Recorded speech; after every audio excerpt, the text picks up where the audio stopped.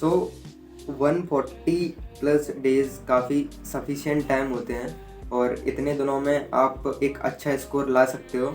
और मैक्सिमम जो बच्चे होते हैं वो इन्हीं दिनों को अच्छे से यूटिलाइज करके एक अच्छा स्कोर लाते हैं और मैंने भी ऐसे ही किया था।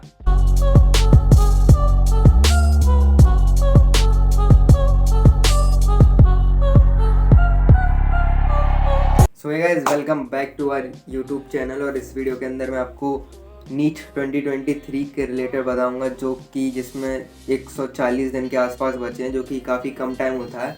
और मैं अगर अपना 140 दिन पहले बताऊं, मैं अपने आप को पहले इंट्रोड्यूस करूं तो माई सेल्फ प्रियांशु अरेले, और मेरा 2022 में स्कोर था 606, जो कि मेरा फर्स्ट अटैम्प्ट था।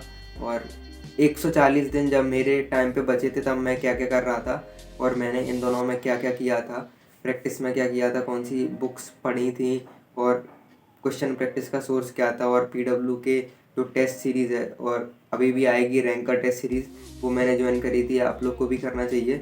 उसमें क्या क्या स्कोर था ये सब मैं आपको बताऊंगा। बस इस टाइम के अंदर आपको बिल्कुल भी टाइम वेस्ट वगैरह नहीं करना है, मतलब लगे इंस्टाग्राम पे स्क्रॉल कर रहे हैं और बाकी जो फालतू के वीडियोज़ हैं स्ट्रेटजी के, 1 दिन में, 10 दिन में, 7 दिन में ये देखे जा रहे हैं अननेसेसरी, तो ये सब नहीं करना है। प्रॉपर एक शेड्यूल के साथ चलना है और अपने टाइम को देखना है कि अपन वेस्ट तो नहीं कर रहे हैं। और बाकी सब तो फिर आपको पढ़ना ही है, मतलब जो आप कर रहे थे वो अब नहीं करना है, अब अच्छे से पढ़ाई करनी है।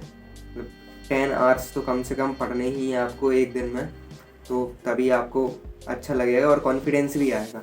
हम तो कमिंग टू बायोलॉजी, तो बायोलॉजी में सिर्फ आपको NCERT ही पढ़नी है।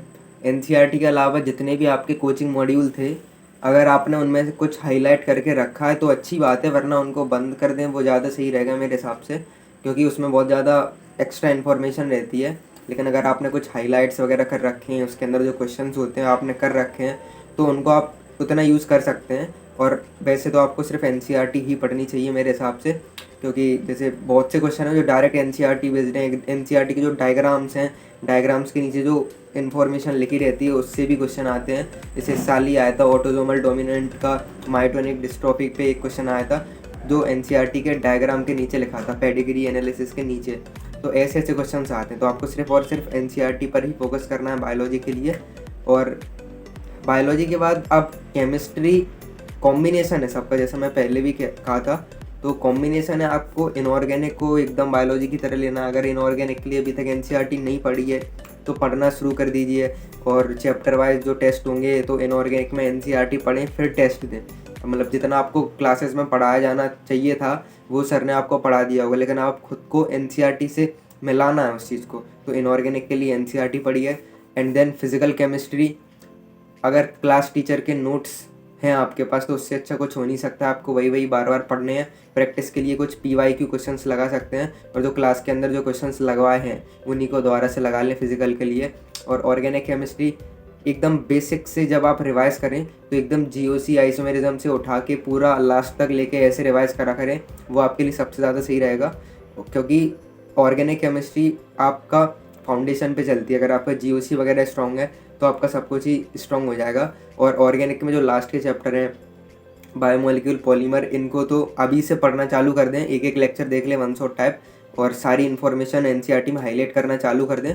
आखिरी तक आपको ये चैप्टर पक्के हो जाएं, क्योंकि इन छोटे मोटे चैप्टर्स को मिला के ही 10 से ज़्यादा क्वेश्चन बन जाते हैं, काफ़ी बल्क हो जाता है फिर। अब केमिस्ट्री के बाद फिज़िक्स, तो फिज़िक्स तो मैं यही मानता हूँ जो क्लास टीचर ने आपको पढ़ाया है उतना बार बार रिवाइज करें, फॉर्मूलेस को बार बार देखें, ढंग से देखें, और क्वेश्चंस का अब आप करने का जो है वो आप बढ़ा दें। और अगर आप क्वेश्चन वैसे नहीं कर पा रहे हैं जैसे प्रॉपरली कर पाते हैं, तो आप टेस्ट के अंदर क्वेश्चंस को करें, मतलब बार ज़्यादा से ज़्यादा टेस्ट दें, वो सही रहेगा। अगर आप क्वेश्चन नहीं कर पा रहे हैं तो घर पे भी आप क्वेश्चन करें, डेली 50 क्वेश्चन करने का टारगेट रखें, जब पूरे चैप्टर मतलब पूरे सिलेबस को मिला के।